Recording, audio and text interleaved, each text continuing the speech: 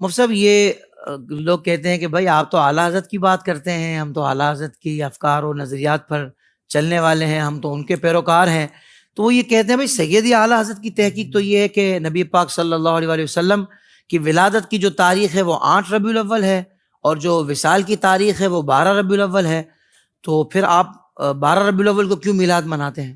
اس کے دو جوابات ہیں. ٹھیک ہے.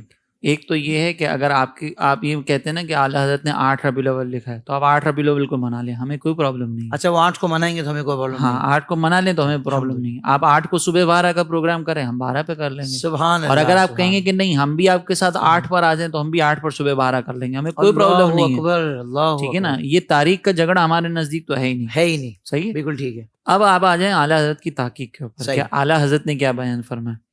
اعلیٰ حضرت کی شخصیت کوئی عام شخصیت نہیں ہے، وہ ایک محقق ہے. اور محققین جب کوئی چیز بیان کرتے ہیں نا تو اس میں تمام اقوال کو نقل کرتے ہیں، اور اقوال کو نقل کرنے کے بعد آخر میں ایک نتیجہ بیان کرتے ہیں. یہاں پر بھی ایسے ہی ہوا ہے. اچھا. 26ویں جلد کے اندر اعلیٰ حضرت امام اہل سنت نے یہ بات بیان فرمائی کہ فلاں کے نزدیک 8 ہے، فلاں کے نزدیک 12 ہے، فلاں کے نزدیک یہ ہے. آخر میں اعلیٰ حضرت نے یہ لکھا ہے کہ بھئی علم الاعداد والوں کے اعتبار سے یہ 8 ربیع الاول ہے. صحیح. پھر اعلیٰ حضرت نے مزید ایک اور جملہ لکھا، اور وہ جملہ یہ ہے کہ جمہور جو ہے ان کے نزدیک 12 ربیع الاول ہے، اسی کو منایا جائے. یہ جملہ اعلیٰ حضرت نے لکھا ہے کہ یہی منایا جائے. یہ نتیجہ یہ ہے، نتیجہ یہ نکالا اعلیٰ حضرت نے. یعنی گویا کہ اگر اعلیٰ حضرت کی اپنی تحقیق بھی یہ ہوتی نا کہ میرے نزدیک بھی 8 ہے، تو اعلیٰ حضرت نے سامنے سے یہ فرمایا جمہور کے نزدیک 12 ہے، اس پر عمل کریں. واہ واہ واہ واہ. تو پھر اعلیٰ حضرت نے تو کہیں نہیں فرمایا کہ 8 کو منایا جائے. اعلیٰ حضرت نے بھی 12 کو ہی فرمایا.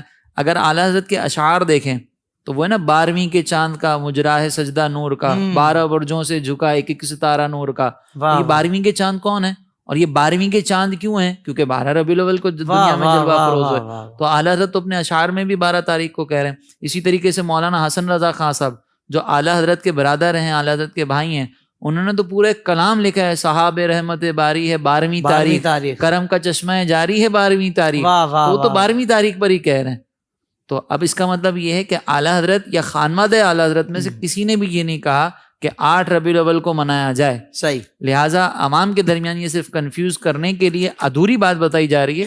پوری بات وہ ہے جو ہم نے آپ کو ذکر کر دی، اس پر آپ عمل کریں. میں حوالہ ذکر کر دیتا ہوں کہ 26ویں جلد صفحہ نمبر 411، اور دوسرا جو ہے وہ 26ویں جلد ہے صفحہ نمبر 427 فتاوی رضویہ شریف. صحیح. آپ جا کے دیکھیں انشاءاللہ آپ کو وہاں پہ نتیجہ مل جائے گا. آپ نے ریفرنس بھی دے دیا. جی اسی لیے ریفرنس بھی میں نے عرض کر دیا. سبحان اللہ سبحان اللہ، کیا کہنے ہیں، ماشاء اللہ صاحب.